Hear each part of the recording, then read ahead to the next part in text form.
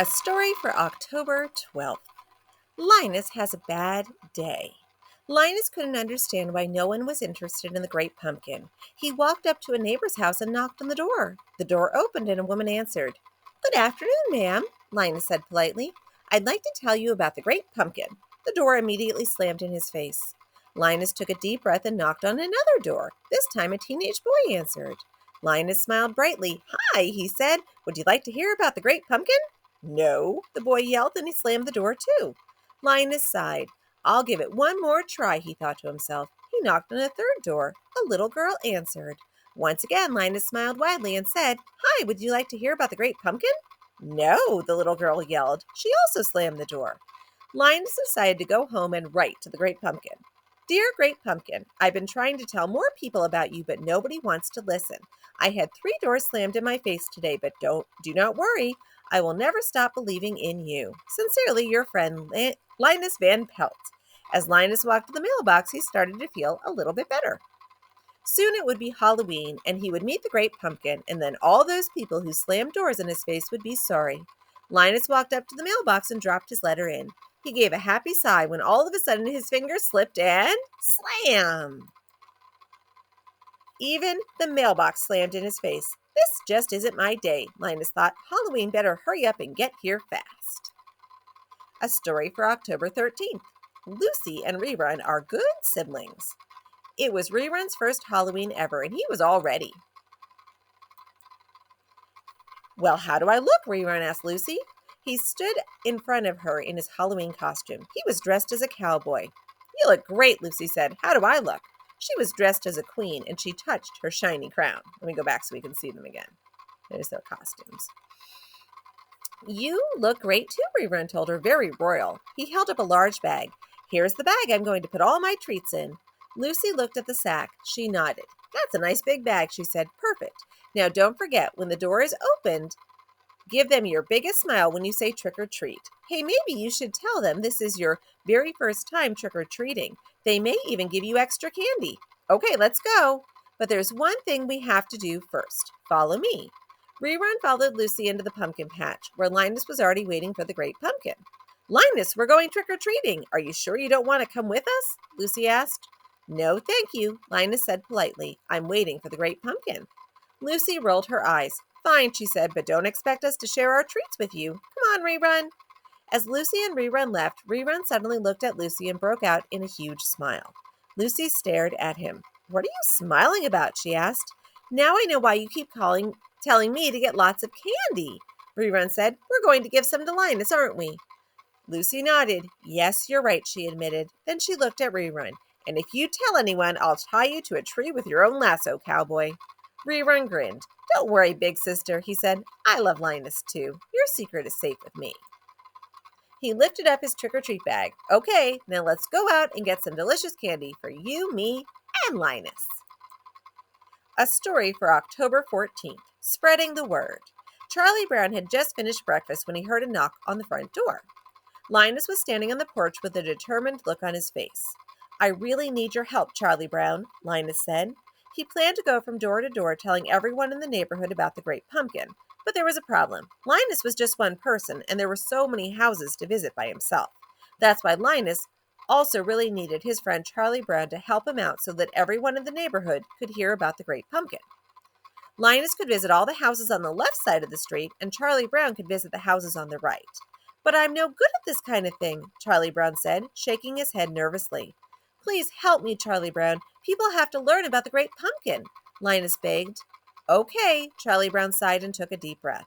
Then he walked up to the first house on the right side of the street. It was decorated for Halloween with big spider webs and mean-looking zombies. Charlie Brown gulped and turned around. Maybe he would come back to this house later. The next house was painted a pretty shade of blue, and a welcome sign hung on the door. The house seemed like a better place to visit first. Charlie Brown smoothed his shirt and cleared his throat. He counted to 3 and then rang the doorbell. Good morning," Charlie Brown said. "I'm here to tell you about the great pumpkin. On Halloween night, the great pumpkin rises out of the pumpkin patch and brings toys to all the children in the world." Charlie Brown beamed. He did it. He had rung a doorbell and talked about the great pumpkin just like Linus had asked him to do. Charlie Brown turned around and walked away from the house. Boy, was he glad. No one answered the door. That would have been embarrassing. A story for October 15th. A costume for Woodstock. Snoopy was getting a little impatient with Woodstock. Woodstock still hadn't picked out his Halloween costume. Halloween is one of the best nights of the year, Snoopy told him. You can dress up as anything you want. It's fun. Woodstock wasn't so sure. At first, he tried a ghost costume, but no matter how much he cut the sheet, it was still too big, and he kept tripping over it. He tried a witch costume, but the broom was too heavy for him to carry all night. He tried a scary monster costume, but it was so scary he frightened himself a little. Snoopy, on the other hand, loved to dress up. He showed Woodstock a few of his favorite costumes. He came out wearing a tuxedo and dark sunglasses. I'm a movie star, Snoopy said. Then he came out wearing a uniform and holding a baseball bat. Now I'm a world-famous home run hitter, he told Woodstock. Snoopy came out of his doghouse a third time, holding a painter's palette and wearing a beret and a smock. Now I'm an artist, he said. Would you like me to paint your portrait? Then Snoopy came out of his doghouse one more time. He was wearing bathing trunks and carrying a surfboard. Cowabunga, Snoopy shouted. I'm a champion surfer. It's time to hit the waves. Woodstock cheered. He thought Snoopy looked fantastic in any costume. Snoopy sighed. I give up, he told Woodstock. I don't know what else to tell you except to maybe think of something or someone you love and then dress up as that for your costume. Woodstock thought for a moment and then broke out in a huge smile. He went in Snoopy's doghouse for a while and then he came out in his costume. He decided to dress up as someone he loved very much. Snoopy. A story for October 16th. Dear Ms. Great Pumpkin, Linus was discussing the Great Pumpkin again with Franklin and Sally. It turned out his friends were very curious about the Great Pumpkin. What do you think the Great Pumpkin is like? Franklin asked. Linus thought for a moment before answering. I'm sure he's smart and kind, he said, and funny and thoughtful. I know whatever gifts he leaves for me will be just exactly what I want because he wants to make sure every girl and boy who believes in him is happy. What does he look like? Sally asked. I'm not sure, Linus said, but I bet he has a great smile and kind eyes. How old is he? Sally asked. I don't know, Linus said, but I think he's been around forever, like Santa Claus. He's ageless. Do you think he's handsome? Sally asked. I don't know that either, but it doesn't really matter, Linus said. I bet he's not as handsome as you are, Linus, Sally said dreamily. Oh, good grief, Linus groaned. Just then Lucy walked by. She had been listening to the entire conversation. She said. She smiled mysteriously at all three of them. What do you mean by, Linus asked Lucy. What are you thinking? Lucy stared Linus straight in the eyes. You keep asking, what does he look like? How old is he? Is he handsome? Lucy said. So? Linus said. Lucy leaned in close to Linus's face. How do you know the Great Pumpkin isn't a she? Lucy asked. Linus, Franklin, and Sally all gasped. Huh. It never even occurred to you, did it? Lucy said triumphantly as she walked away. Linus couldn't stop thinking about it. What if Lucy was right and the Great Pumpkin was a she? Linus decided to write a new letter starting with Dear Miss Great Pumpkin and mail it right away. He wasn't taking any chances. A story for October 17th. Halloween means scary stories. Snoopy and Woodstock were camping with the Beagle Scouts for the weekend. They went on a hike in the morning, took a nap by the lake in the afternoon, and then walked over to their campfire in the evening. There was nothing like spending time outside and enjoying the fresh autumnal air. The Scouts were roasting marshmallows over the fire and enjoying warm cups of hot milk. Everyone was happy. Woodstock chirped at Snoopy. He wanted Snoopy to tell a spooky Halloween story. Snoopy wasn't sure. The Scouts usually don't like to get scared, he thought. Woodstock kept chirping for a scary story. Snoopy looked around at the Scouts. He did think they looked a little too comfortable.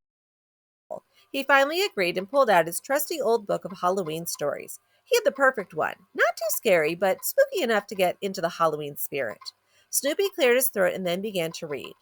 Once upon a time, there lived an old dog named Shadow. He lived in a large doghouse next to an abandoned mansion.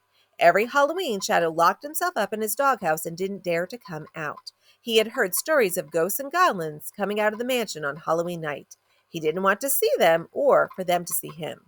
But on one Halloween, Shadow heard the crunch, crunch, crunch of leaves outside his doghouse.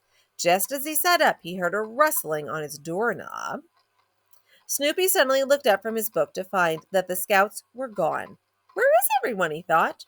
Woodstock chirped loudly from behind, and as Snoopy turned around, he felt something heavy on his head. The Scouts were crouched on Snoopy's head, trembling. I guess my story was too scary, Snoopy said. Okay, no more stories. Let's toast some more marshmallows. The scouts cheered. A story for October 18th. A misunderstanding. Linus and Snoopy were tired. They had been exploring different pumpkin patches all day long. When they reached the last one, Snoopy immediately stretched out for a nap. Who knew exploring pumpkin patches would be such hard work, he thought. I know you're tired, Snoopy, Linus said. I'm tired too. But we need to look at every pumpkin patch to make sure that the one we choose was the most sincere. The one we chose was most sincere. He looked around the pumpkin patch. I think we saved the best for last. This one looks perfect to me. What do you think? Snoopy looked up sleepily. I think this pumpkin patch looks like every other one we've looked at for the last 3 hours, he thought, but whatever made Linus happy was fine with him. Snoopy nodded. Linus clapped. Great. This is the one. Snoopy nodded again, then grabbed a tiny pumpkin and placed it under his head to use as a pillow. Now it's finally time for a quick snooze, he thought, and closed his eyes.